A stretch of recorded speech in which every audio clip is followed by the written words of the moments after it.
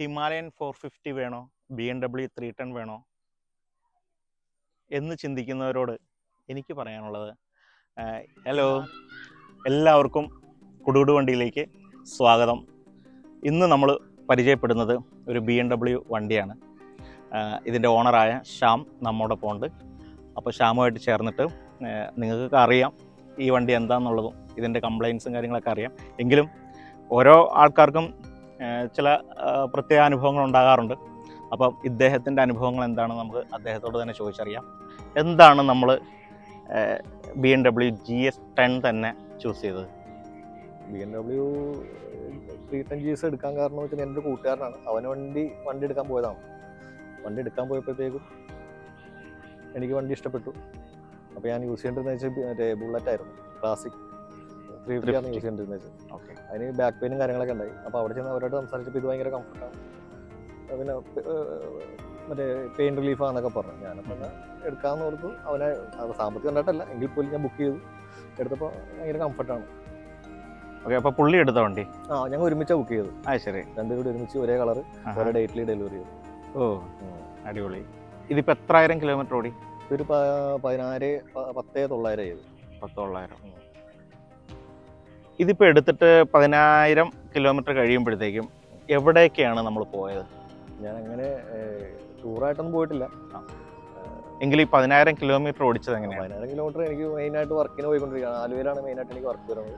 Okay, അപ്പോൾ അങ്ങനെ പോയി 10,000 ഇപ്പോൾ 1.5 കൊല്ലമായി. ഇപ്പോൾ ഡെയിലി ഓടിക്കുമോ അതോ? ഡെയിലി ഓടിക്കില്ല. എനിക്ക് സ്കൂട്ടറുണ്ട്. എനിക്ക് സ്കൂട്ടർ ഇത് മാറി യൂസ് ചെയ്യണം.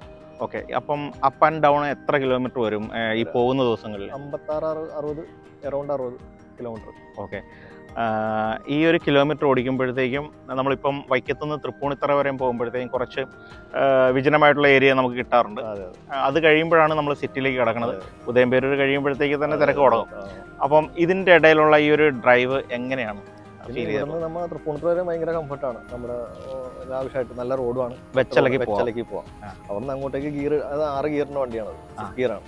ഗിയർ ഈ ഒരു ഓട്ടത്തിൽ 6 ഗിയർ ഉപയോഗിക്കാറുണ്ട്. ഇവിടുന്ന് ഉദയംപേര് വരെ 6 ഗിയർ പിന്നെ ഡൗൺ ചെയ്യേണ്ട ആവശ്യമില്ല. ആണോ?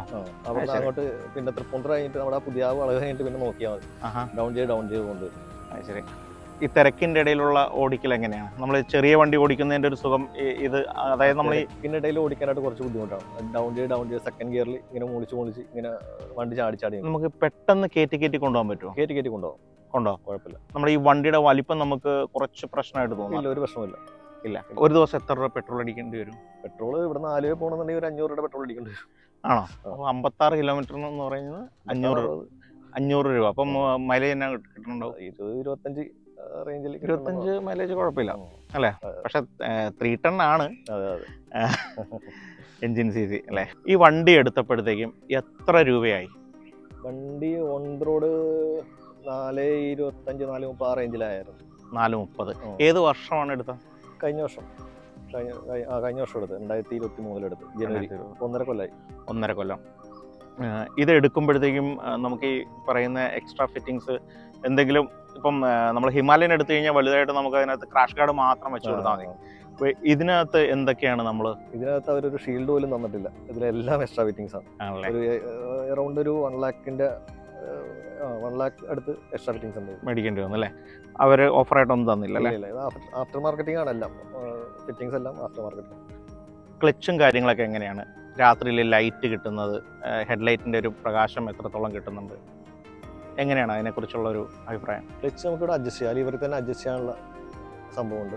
പിന്നെ ലൈറ്റും കാര്യങ്ങളും അത്യാവശ്യം നല്ല വൈഡായിട്ട് തന്നെ ലൈറ്റും കാര്യങ്ങളും കിട്ടുന്നുണ്ട്. ക്ലച്ച് സ്മൂത്ത് ആണ്? നമ്മൾ ഈ ഗിയർ ഇട്ട് സ്മൂത്താണ്. ആദ്യം ട്രാഫിക്കിലൊക്കെ പോകുന്ന സമയത്ത് സ്മൂത്താണ്, വളരെ സ്മൂത്താണ്. അത് ഫസ്റ്റ് നമ്മൾ ബസ് സർവീസിന്റെ സമയത്ത് തന്നെ ടൈറ്റ് ആയിരുന്നു. ബസ് സർവീസ് കഴിഞ്ഞപ്പോഴത്തേക്കും ഭയങ്കര സ്മൂത്തായി. ഗിയർ ആണെങ്കിലും ആദ്യമൊക്കെ ടൈറ്റ് ആയിരുന്നു, പിന്നെ സ്മൂത്തായി. ഇതിന് ഈ ബാറ്ററിയുടെ ഒരു കംപ്ലൈന്റ് വരുന്നുണ്ടായിരുന്നു. എനിക്ക് നമുക്ക് ആ പണി കിട്ടി. ആദ്യത്തെ മാസം തന്നെ കിട്ടി. ഓ, അത് ശരി. ആദ്യത്തെ മാസം അത് നമ്മൾ വണ്ടി നിന്ന് പോകും. വണ്ടി നിന്നല്ല, ഞാൻ ഇവിടെ എടുത്തിട്ട് സ്റ്റാർട്ടായില്ല. തലേദിവസം കൊണ്ട് വെച്ച് പിറ്റേ ദിവസം എടുത്തപ്പോൾ വണ്ടി സ്റ്റാർട്ടായില്ല. വീട്ടിൽ തന്നെ ആയതുകൊണ്ട് രക്ഷമുണ്ടായി. പിന്നെ ഞാൻ RC എടുത്തു. RC ഉണ്ടായെങ്കിൽ അവർ വന്ന് എടുത്തുകൊണ്ട് പോയാൽ. എടുത്തിട്ടില്ല. അത് 7000 രൂപ ഉണ്ടായുള്ളൂ. പക്ഷെ അത് എടുത്തിട്ടുണ്ടായില്ല. പിന്നെ ആ ബാറ്ററി ഞാൻ പുറത്ത് വാങ്ങിച്ചു. അവര് റീപ്ലേസ് ചെയ്ത് തന്നു. അതിന് മുമ്പ് തന്നെ വാങ്ങിച്ചായിരുന്നു ബാറ്ററി. വണ്ടി അവിടെ കൊണ്ടുവന്നാലേ ഈ സാധനം റീപ്ലേസ് ചെയ്ത് തരുമോ? നമ്മൾ ഇത് കെട്ടി വലിച്ചിട്ട് അവിടെ കൊണ്ട് ഓട്ടോറിക്ഷയിൽ കൊണ്ടുതന്നെ ചിലവ് കൂടുതലായതുകൊണ്ട് ബാറ്ററിക്ക് 2000 സംതിങ് ആണ്. ഇവിടെ നിന്ന് അവിടെ എൻ്റെ വീട് വൈക്കത്താണ്. കളമശ്ശേരി വരെ പോകുന്നതിന് 10,000-4000 ഓട്ടോ ചാർജ് തന്നെയാണ് വണ്ടി കയറ്റി കൊണ്ടുപോകാൻ. അപ്പോൾ ഞാൻ ബാറ്ററി ലോക്കലി വാങ്ങിച്ചു. ലോക്കലി വാങ്ങിക്കാൻ കിട്ടണമല്ല, എന്നാലും എത്തിച്ച ഒരു കൂട്ടുകാരനെ എത്തിച്ചാണ്. അപ്പൊ അതിന് കമ്പനിയുടെ വാറണ്ടി ഉണ്ടാവുമോ അങ്ങനെ നമ്മൾ ചെയ്ത കാരണം? അല്ല, ബാറ്ററി വാങ്ങിച്ചിട്ട് ഞാൻ സെക്കൻഡ് സർവീസ് കൊണ്ടുപോയപ്പോഴത്തേക്കും അവരുടെ ബാറ്ററി വെച്ച് തന്നാണ്. ഓ ശരി. അപ്പൊ ഈ ബാറ്ററി എന്ത് ചെയ്തു? ആ ബാറ്ററി എടുത്ത് വെച്ചാൽ ഇടയ്ക്കിടയ്ക്ക് ഞാൻ ചാർജ് ചെയ്ത് യൂസ് ചെയ്യുന്നു. ശരി. അതെന്തുകൊണ്ടാണ് ഇതിങ്ങനെ സംഭവിക്കുന്നത്? അത് ഈ വണ്ടി 310 GS എല്ലാവർക്കും തന്നെ കംപ്ലൈൻറ്റ് ആവും. ഒരു 90% പേർക്കും തന്നെ കംപ്ലൈൻ്റ് ആണെന്നാണ് ചോദിച്ചപ്പോൾ പറഞ്ഞത്. ശരി. അത് ഏതെങ്കിലും ഒരു ഭാഗത്തിന്റെ ഒരു കംപ്ലൈന്റ് കൊണ്ട് ഇത് വരുന്നതാണോ? അങ്ങനെ ഒന്നും അറിയില്ലല്ലേ? അപ്പോൾ അവർ ഷോറൂമുകാർ അങ്ങനെ തന്നെ പറഞ്ഞു, ബാറ്ററി ശോകമാണ് എന്നുള്ള അവസ്ഥയിലാണ് അവരും പറഞ്ഞത്. ഓ, ബാറ്ററി അപ്പോൾ ഏത് കമ്പനിയുടെ? ബാറ്ററി BMW തന്നെയാണ്. ഓ ശരി. 8000 സംതിങ് തന്നെ അവരുടെ ആ ബാറ്ററി. ഇതിന്റെ ബാറ്ററിക്ക് 8000 സംതിങ് ഉണ്ട് ഓൾറെഡി കമ്പനിയുടെ ബ്രാൻഡ് വാല്യൂന്റെ. ഇത്രയും പൈസ കൂടി മേടിച്ചിട്ടാണ് ഇങ്ങനെ ഒരു അതെ അതെ കബളിപ്പിക്കല്. ഓക്കെ. ഇതിന്റെ ഫ്യൂവലിന്റെ കപ്പാസിറ്റി എങ്ങനെ? ടാങ്ക് ഇത്ര വലുതാണെങ്കിലും ഇതിന്റെ കപ്പാസിറ്റി എന്ന് പറയുന്നത് 11 ലിറ്ററേ ഉള്ളൂ. അപ്പോൾ നമ്മൾ ലോങ് ഡ്രൈവ് ഒക്കെ പോകണമെങ്കിൽ ഇടയ്ക്കിടയ്ക്ക് ഇങ്ങനെ പെട്രോൾ അടിച്ചിട്ടിരിക്കും. ഓ ശരി. അപ്പം നമ്മൾ ഇത് എത്ര വരെ അടിക്കാറുണ്ട്? ഫുള്ളായിട്ട് അടിച്ചു തന്നെയാണ് പോകാറുള്ളത്? ഫുള്ളായിട്ടൊന്നും അടിച്ചില്ല, ഞാനൊരു 500 ആ റേഞ്ചിലൊക്കെ അടിക്കാറുണ്ട്. 500 രൂപയ്ക്ക് അടിച്ചു കഴിഞ്ഞാൽ ഇടയ്ക്കിടയ്ക്ക് അടിച്ചുകൊണ്ടിരിക്കേണ്ടി വരും. ഓക്കെ. പിന്നെ നമ്മൾ പോകുന്ന ദൂരവും കാര്യങ്ങളൊക്കെ അറിയാവുന്നതുകൊണ്ട് നമ്മളൊരു ട്രിപ്പൊക്കെ പോവാണെങ്കിൽ കറക്റ്റായിട്ട് കാണിക്കും, റിസർവ് ആകുമ്പോൾ കാണിക്കും. ആണോ? മീറ്ററിന് എന്തെങ്കിലും കംപ്ലൈന്റ്, അതായത് നമ്മൾ അടിക്കുന്നതിനനുസരിച്ച് ഇപ്പം ചില വണ്ടികളിൽ ഈ മീറ്റർ ചിലപ്പോൾ താന്നു പോകും, ചിലപ്പോൾ കയറി നിൽക്കും, അങ്ങനെയുള്ള വിഷയങ്ങൾ വരാം? ഇല്ല, അങ്ങനെ വിഷയമൊന്നുമില്ല. കറക്റ്റ് ആ ഇൻഡിക്കേറ്റർ കറക്റ്റായിട്ട് വർക്ക് ചെയ്യുന്നുണ്ട്. റിസർവ് ആകുമ്പോൾ കറക്റ്റ് റിസർവ്. ഞാൻ റിസർവിന് കറക്റ്റ് ചെയ്യാൻ പെട്രോൾ അടിക്കും. റിസർവ് ഇട്ടിട്ട് ഓടിക്കാൻ പാടില്ല എന്നാണ്. അതെ, പമ്പ് കംപ്ലൈന്റ് വരും. പമ്പ് കംപ്ലൈന്റ് വരും. അതെല്ലാ വണ്ടിക്കും പറയുന്നതാണ്. അപ്പോൾ ഞാൻ റിസർവ് ആകുമ്പോൾ തന്നെ പെട്രോൾ അടിക്കാറ്. പിന്നെ രാത്രിയിലെ ലൈറ്റ് അത്യാവശ്യം വൈഡായിട്ട് തന്നെ കിട്ടുന്നുണ്ട്. രാത്രിയിൽ അധികം വണ്ടി ഓടിക്കാറില്ല അല്ലേ? വണ്ടി അധികം യൂസ് ചെയ്യാറില്ല, എന്നാലും ഓടിക്കുമ്പോൾ അത്യാവശ്യം നല്ല പ്രകാശം. നല്ല പ്രകാശമുണ്ട്. ഈ എക്സ്ട്രാ ലൈറ്റ് ഫിറ്റ് ചെയ്തിട്ടില്ല അല്ലേ? എക്സ്ട്രാ ഒന്നും ഫിറ്റ് ചെയ്തിട്ടില്ല, അതിന്റെ ആവശ്യമില്ല. ഇല്ല. പിന്നെ ഒരു ഷോയ്ക്ക് വേണമെങ്കിൽ വയ്ക്കാം. അതെ, ഷോയ്ക്ക്. അത് പക്ഷേ MBD പിടിക്കും എന്നുള്ള വീഡിയോ കൊണ്ട് ഞാൻ വെച്ചിട്ടില്ല. ഓക്കെ. നമ്മുടെ പില്ലിൻ സീറ്റിനെ കുറിച്ചുള്ള അഭിപ്രായം എന്താ? കംഫർട്ടാണോ? സീറ്റ് ഭയങ്കര കംഫർട്ടാണ്. ഓക്കെ. വണ്ടി ഓടിക്കണ ആളുടെ ആണെങ്കിലും ബാക്കിലിരിക്കുന്ന ആളുടെ ആണെങ്കിലും ഭയങ്കര കംഫർട്ടാണ്. വീതിയൊക്കെ ഉണ്ട്. ഉണ്ട്. പിന്നെ നമ്മുടെ കട്ടറയും കാര്യങ്ങളൊക്കെ ചാടുമ്പോൾ അറിയില്ല. ഷോക്ക് കാര്യങ്ങളൊക്കെ അത്യാവശ്യം നന്നായിട്ട് തന്നെ വർക്ക് ചെയ്യാനുണ്ട്. ആണല്ലേ? ഇതിന്റെ ഷോക്കിന്റെ കാര്യം പറയണ്ട, അത് സൂപ്പർ സാധനമാണത്. നമ്മുടെ ഹിമാലയത്തിന്റെ ഷോക്കും ഇതും വെച്ച് നോക്കിക്കഴിഞ്ഞാൽ ഇത് ഒരാൾ ഇരിക്കുമ്പോൾ തന്നെ ആ ഷോക്ക് ശരിക്കും വർക്ക് ചെയ്യുന്നത് കാണാം. അത് നമ്മുടെ കൂട്ടുകാരന്മാരെ കൊണ്ടുപോകുമ്പോൾ അവർ കംഫർട്ടാണെന്ന് പറയാറുണ്ട്. ക്ഷീണമൊന്നും തോന്നാറില്ല. എത്ര ദൂരം വേണേലും നമുക്ക് ഡ്രൈവ് ചെയ്ത് പോവാം. ബാക്കിലിരിക്കുന്ന ആൾക്ക് ഭയങ്കര സുഖമാണ്. ഓക്കെ. ഈ ബ്രേക്ക് പിടിക്കുമ്പോഴത്തേക്കും ബാക്കിലിരിക്കുന്ന ആൾ ഫ്രണ്ടിലേക്ക് വരുന്ന പരിപാടി അങ്ങനെ ചെറുതായിട്ട്. പക്ഷെ എന്നാലും ഇത് സീറ്റ് കുറച്ച് പരന്ന് തന്നെയാണ് ഇരിക്കുന്നത്. ചരിവില്ല ഇതില്ല, അതുകൊണ്ട് തന്നെ വലിയ പ്രശ്നം ഉണ്ടാവില്ല. ബാക്കിലെ ബോക്സ് ഇതുവരെ വാങ്ങിച്ചിട്ടില്ല അല്ലേ? ബാക്കിലെ ബോക്സ് എനിക്ക് അതിനോട് താല്പര്യമില്ലാണ്ടാണ്. ആവശ്യം വന്നിട്ടില്ല. ട്രിപ്പൊക്കെ പോകുമ്പോൾ മാത്രമേ. ട്രിപ്പൊക്കെ പോകുന്നവരാണ് അത് മെയിൻ വെക്കണത്. പിന്നെ ചെറിയൊരു ബോക്സ് വാങ്ങിച്ചു വെച്ചാൽ കൊള്ളുന്നുണ്ട്. അത് എനിക്ക് 2000 ആ റേഞ്ചിൽ വരുള്ളൂ. ഈ മൊബൈലും കാര്യങ്ങളൊക്കെ. അങ്ങനത്തെ ചെറുത് കിട്ടുമോ? ചെറുത് കിട്ടും. 2000 ആമസോണിലൊക്കെ ഉണ്ടാവും അല്ലേ? ആമസോണിലൊക്കെ ഉണ്ട്. എൻ്റെ ഒരു സ്റ്റഡിന്റെ ഒരു ചെറുതുണ്ട്. അത് എനിക്ക് തോന്നുന്ന 900 രൂപയ്ക്കാണ് ഞാനത് വാങ്ങിച്ചു വെച്ചത്. അത് പക്ഷേ ഹിമാലയൻ എടുത്തു കഴിഞ്ഞപ്പോഴത്തേക്ക് അതിനകത്തോട്ട് വയ്ക്കാൻ പറ്റിയിട്ടില്ല. അതിന്റെ പുറകിലത്തെ സ്ക്രൂവും കാര്യങ്ങളും കറക്റ്റായിട്ട് സൂട്ടാവുന്നില്ല. അപ്പോൾ എനിക്കത് പ്രത്യേകം ഇനി അതിന്റെ ക്ലാമ്പ് ഫിറ്റ് ചെയ്തിട്ട് വേണം അത് വയ്ക്കാനായിട്ട്. ഇതിന് തന്നെ വന്നാന്ന് തോന്നുന്നു. പക്ഷെ ഇതിന്റെ പെട്ടിയും കൂടെ വെച്ച് കഴിഞ്ഞാൽ ഭയങ്കര വലിപ്പമായിരിക്കും. ഇപ്പൊ തന്നെ അതിന്റെ ഒരു ഓവറോൾ ലുക്ക് പോകുമ്പോൾ തന്നെ നമ്മൾ എല്ലാവരും ശ്രദ്ധിക്കും. ഈ വണ്ടി പോകുമ്പോൾ തന്നെ എല്ലാവരും പ്രത്യേകം ശ്രദ്ധിക്കും. ബ്ലോക്കിലേക്ക് കിടക്കുമ്പോഴത്തേക്കും അല്ലെങ്കിൽ വണ്ടി നിർത്തിയിട്ടാൽ തന്നെ എല്ലാവരും വന്ന് ചോദിക്കും ഏതാ വണ്ടിയാണ്. അത് ഈ ബാഡ്ജിയും കാര്യങ്ങളൊക്കെ പെട്ടെന്ന് ആൾക്കാർ എടുത്തറിയും. റേറ്റും കാര്യങ്ങളും ചോദിക്കും. ഈ കളറിനോട് എന്തെങ്കിലും പ്രത്യേക താല്പര്യം ഉണ്ടായിരുന്നു? ഇതിന്റെ ബ്ലാക്ക് ഉണ്ടായിരുന്നു, കുറച്ച് ഒരു ബ്ലാക്ക് യെല്ലോയും കൂടി ഉള്ള ഒരു ഇതുണ്ടായിരുന്നു. ഇവർ കമ്പനി ഓരോ സമയത്തും ഓരോരോ കളർ ചേഞ്ച് ചെയ്യുന്നുണ്ട് ഓരോ വർഷം കഴിയുന്നതോറും. പുതിയ മോഡലിന് പകരം അവരധികം അതിനകത്ത് മോഡിഫിക്കേഷൻ ഒന്നും ചെയ്യണില്ലെങ്കിലും അതിനകത്ത് ചില മാറ്റങ്ങൾ എന്ന് പറയുന്നത് കളറിന്റെയാണ്. അപ്പൊ ഈ ബ്ലൂ ആയിരുന്നു ഏറ്റവും കൂടുതൽ ഇഷ്ടം ഉണ്ടായിരുന്നത്. ഞങ്ങൾ ചെന്ന് കണ്ടപ്പോഴത്തേക്കും ഇതും പിന്നെ റെഡും വൈറ്റും അങ്ങനത്തെ ഒരു 2-3 സൈസ് ഉണ്ട്. പക്ഷെ കണ്ണിൽ പെട്ടെന്ന് പിടിച്ച ഇതാണ്. ഞാനും എൻ്റെ ഒരു ഫ്രണ്ടും എടുക്കാൻ പോയാലും സെയിം കളർ. അദ്ദേഹം എവിടെയുള്ളതാ? അത് നെരൂരുള്ളതാണ്. പുള്ളി എത്ര കിലോമീറ്റർ ആയി ഓടിച്ച്? അവൻ അത്യാവശ്യം നല്ല വണ്ടി ഓട്ടം ഓടിക്കാൻ ഉണ്ട്. അത്യാവശ്യം പോകാറുള്ള ടൂറും കാര്യങ്ങളൊക്കെ പോകാറുള്ളതാണ്. എൻ്റെ ഡബിൾ ആയിട്ടുണ്ടാവും കിലോമീറ്റർ. ആ അത് ശരി. ഇത് മേടിച്ചിട്ട് എത്ര രൂപ പൊട്ടിച്ച്? അത് ഷോറൂമിൽ തന്നെ നമ്മൾ എല്ലാം ചെയ്തിട്ട് തന്നെ ഇറക്കിയത്. ഷോറൂമിൽ തന്നെ ചെയ്തു? ഷോറൂമിൽ തന്നെ അല്ല, ആഫ്റ്റർ മാർക്കറ്റ് സാധനങ്ങളാണ് ഉപയോഗിച്ചത്. പക്ഷെ നമ്മൾ ചെയ്ത് കഴിഞ്ഞിട്ട് ഷോറൂമിൽ നിന്ന് ഡെലിവറി ചെയ്തപ്പോൾ എല്ലാം ഫിറ്റ് ചെയ്ത് അവർ തന്നു. ഓ അങ്ങനെയാണോ? അങ്ങനെ വന്നതാണ്. അത് നമ്മൾ വണ്ടി എടുത്ത് വീട്ടിൽ കൊണ്ടുവന്നിട്ട് പിന്നെ ഒരു ദിവസം പോയി ചെയ്യുമല്ലേ? അല്ല, നമ്മൾ ഡെലിവറി ചെയ്ത ടൈമിന് തന്നെ ഇതെല്ലാം സാധനം സെറ്റ് ചെയ്ത് ഷോറൂമിൽ നിന്ന് ഡെലിവറി ചെയ്ത്. അപ്പൊ ഈ കമ്പനിക്കാർ അതിന്റെ ഒരു പ്രോഫിറ്റ് എടുക്കുകയല്ലേ? അറിയാണ്ട് എടുക്കുമായിരിക്കും, എനിക്കറിയില്ല. അത് കമ്പനി തന്നെയാണ് കൊടുത്തത്. നമുക്കിപ്പോ ഒരു പരിചയമുള്ള കടയാകുമ്പോൾ നമുക്ക് കുറച്ച് നമ്മൾ പറയുമ്പോൾ നമുക്ക് ഒരു 10 രൂപ കുറയ്ക്കാൻ പറഞ്ഞാൽ അവർ അതൊക്കെ ചെയ്തു തരും. അതുകൊണ്ട് ഞാൻ ചോദിച്ചു. പ്രത്യേകിച്ച് BMW എന്ന് പറഞ്ഞാൽ കൈ പൊള്ളുന്നല്ലോ. എനിക്ക് ഡീറ്റെയിൽ ആയിട്ടൊന്നും അറിയില്ല അന്നത്തെ കാര്യം. അപ്പൊ തന്നെ അവിടുത്തെ ആള് ചെയ്തു തരാന്ന് പറഞ്ഞുകൊണ്ട് പുള്ളിനെ കൊണ്ട് എനിക്ക് ചെയ്യിപ്പിച്ചായിരുന്നു. ചെയ്യിച്ചു. ശരി. ഓൾമോസ്റ്റ് എല്ലാം എക്സ്ട്രാ ഫിറ്റിംഗ്സ് തന്നെയാണ്. ഇത് കമ്പനിയുടെ തന്നെയാണ് എക്സ്ട്രാ ഫിറ്റിംഗ്സ്? അതോ കമ്പനി ബ്രാൻഡ് കമ്പനിയുടെ ഉണ്ട്, BMW അല്ല.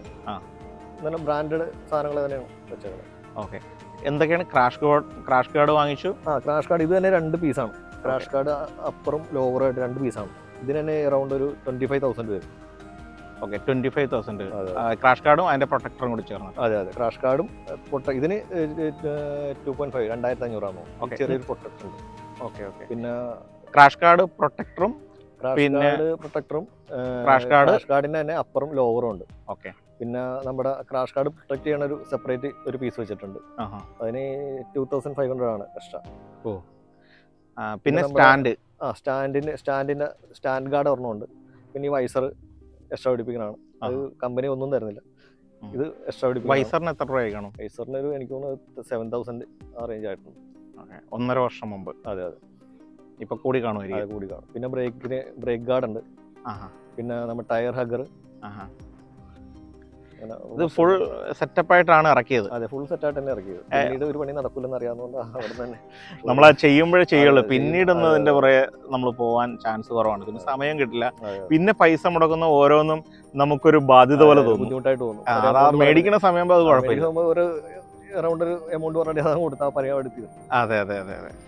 ശ്യാം, ഇതിന്റെ പോസിറ്റീവായിട്ടുള്ള കാര്യങ്ങൾ എന്തൊക്കെയാണ് കൂടുതൽ തോന്നിയത്? എനിക്ക് ഫീൽ ചെയ്തേക്കണമെന്ന് പറഞ്ഞാൽ ബാക്ക് പെയിൻ ഓൾമോസ്റ്റ് ഫുള്ളായിട്ട് തന്നെ മാറി.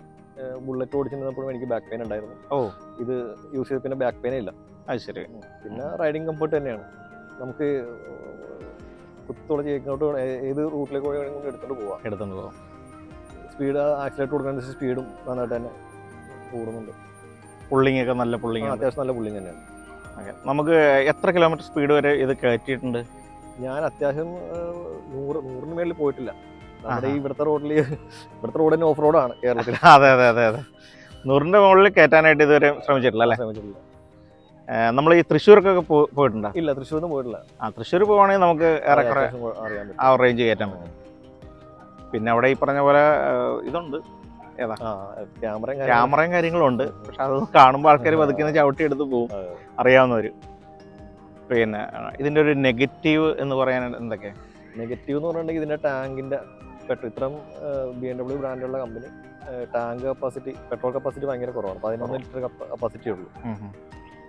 പിന്നെ മീറ്റർ കൺസോൾ ആണെന്നുണ്ടെങ്കിൽ ബ്ലാക്ക് ആൻഡ് വൈറ്റ് ആണ് വരുന്നത്. അത് കളറാക്കാമായിരുന്നു ഇത്തരം റേഞ്ചിൽ എടുക്കുമ്പോൾ. ആ ബ്രാൻഡ് മീറ്ററിനൊന്നും കംപ്ലൈന്റ് ഇല്ലല്ലോ? ഇല്ല, മീറ്ററിന് ഇതുവരെ കംപ്ലൈന്റ് ഒന്നും അറിയില്ല.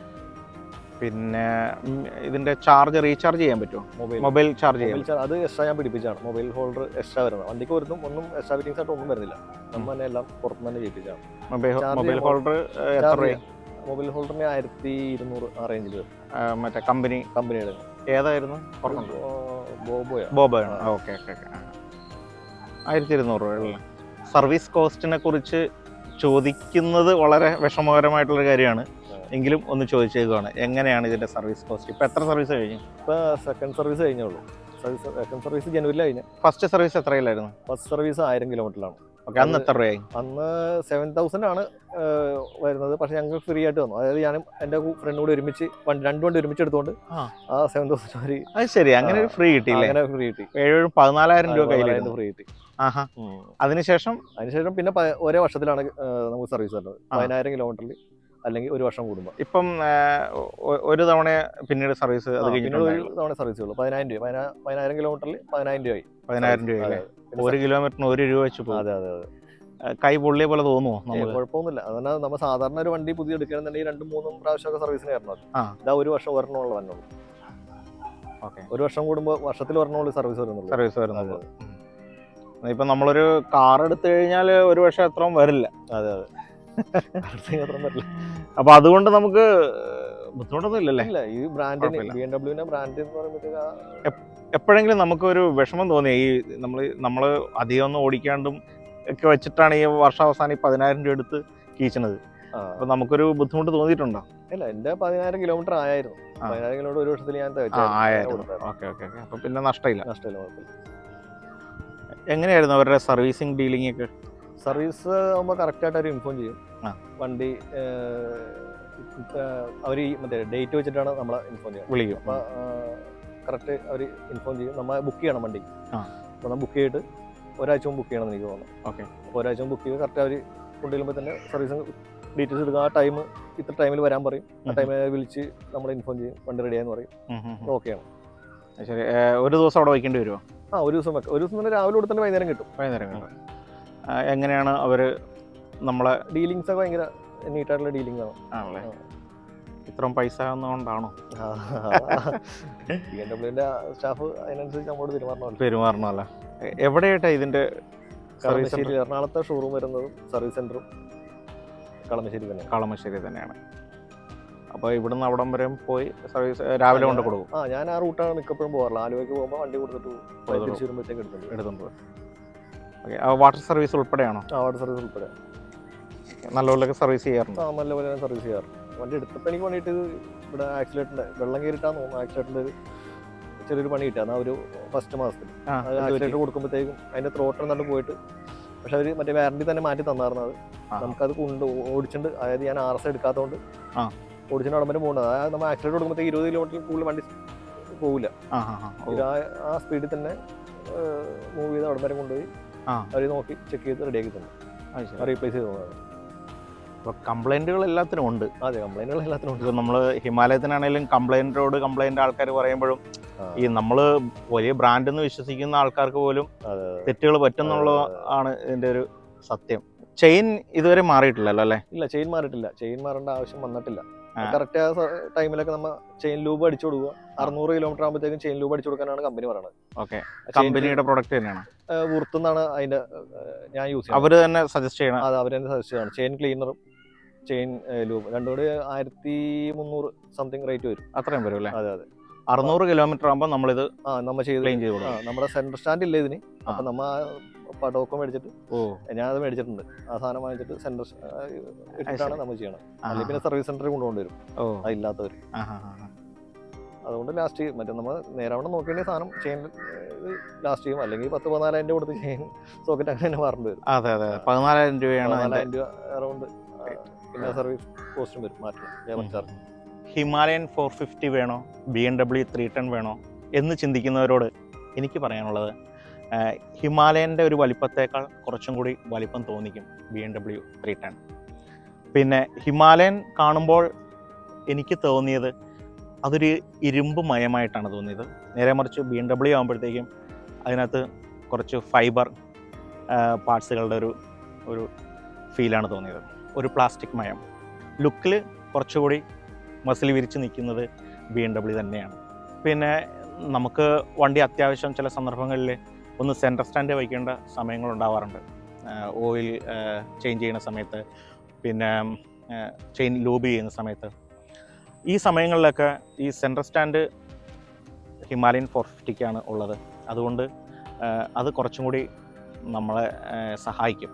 നേരെ മറിച്ച് BMW ഈ പറഞ്ഞ പോലെ വേറെ അഡീഷണൽ സാധനം വെച്ചിട്ട് വേണം അത് സ്റ്റാൻഡ് ചെയ്ത് നിർത്താനായിട്ട്. ടാങ്കിൻ്റെ കാര്യത്തിലാണെങ്കിൽ BMW-നേക്കാൾ നമുക്ക് കുറേ കൂടി പെട്രോള് ശേഖരിച്ചു വയ്ക്കാൻ പറ്റുന്നത് ഹിമാലയൻ 450 തന്നെയാണ്. 17 ലിറ്റർ ടാങ്ക് കപ്പാസിറ്റിയാണ് അതിനുള്ളത്. അങ്ങനെ കമ്പയർ ചെയ്ത് പറയാനായിട്ടാണെങ്കിൽ ഒരുപാട് കാര്യങ്ങളുണ്ട്. നമ്മളുടെ ഹിമാലയൻ 450യുടെ പോസിറ്റീവ് നെഗറ്റീവായിട്ടുള്ള കാര്യങ്ങൾ നമ്മൾ ഇതിനു മുമ്പ് പല വീഡിയോയിൽ പറഞ്ഞിട്ടുണ്ട്. ഈ വീഡിയോയുടെ എൻഡ് സ്ക്രീനിൽ അതിൻ്റെ ലിങ്ക് ഉണ്ടായിരിക്കും, നിങ്ങൾക്ക് കയറി കാണാം. അപ്പോൾ ഈ വീഡിയോ നമ്മളിവിടെ വെച്ച് ക്ലോസ് ചെയ്യുകയാണ്. എന്തെങ്കിലും അഭിപ്രായങ്ങളുണ്ടെങ്കിൽ തീർച്ചയായിട്ടും പറയണം. ലൈക്ക് ചെയ്യാൻ പറ്റുമെങ്കിൽ ലൈക്ക് ചെയ്യുക, സബ്സ്ക്രൈബ് ചെയ്യാത്തവർ സബ്സ്ക്രൈബ് ചെയ്യുക. വീണ്ടും പുതിയ വീഡിയോകളായിട്ട് വരുന്നതായിരിക്കും. ബൈ.